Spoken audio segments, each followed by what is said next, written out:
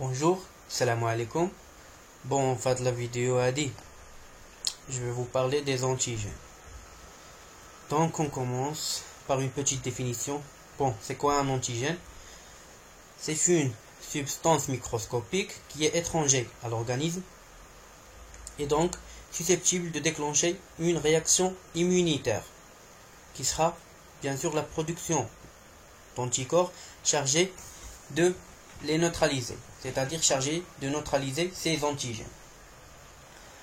Bon, un antigène, bien sûr,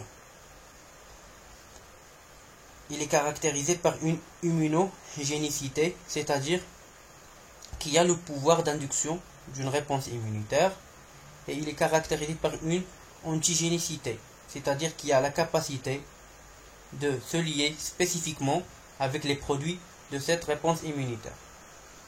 Donc, on peut dire qu'un antigène est une molécule qui est capable de stimuler la réponse immunitaire, capable de provoquer la prolifération des cellules de l'immunité, et un antigène est capable aussi de se lier spécifiquement avec les produits de cette réponse immunitaire, c'est-à-dire avec ces cellules.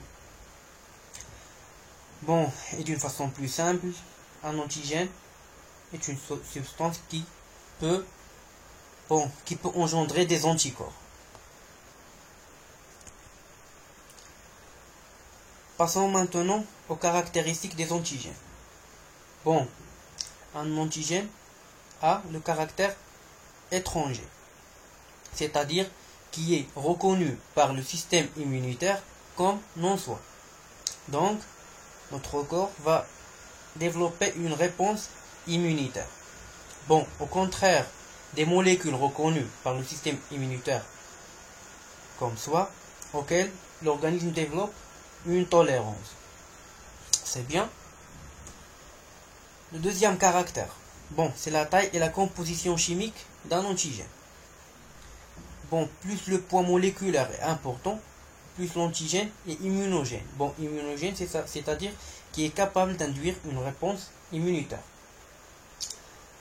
Et notons que les molécules les plus complexes, comme les protéines ont un poids moléculaire important. Bon, ces molécules complexes sont les meilleurs antigènes. Pour le caractère dose, la dose d'antigène. Bon, seule une dose optimale induit une réponse immunitaire.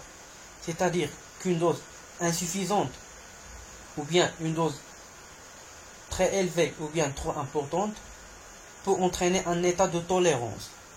C'est-à-dire qu'il n'y a pas de développement d'une réponse immunitaire. Pour la voie d'administration, bon, un même antigène introduit par deux voies différentes n'entraînera pas la même réponse immunitaire. Donc on peut dire que le pouvoir immunogène dépend de la voie d'administration de l'antigène.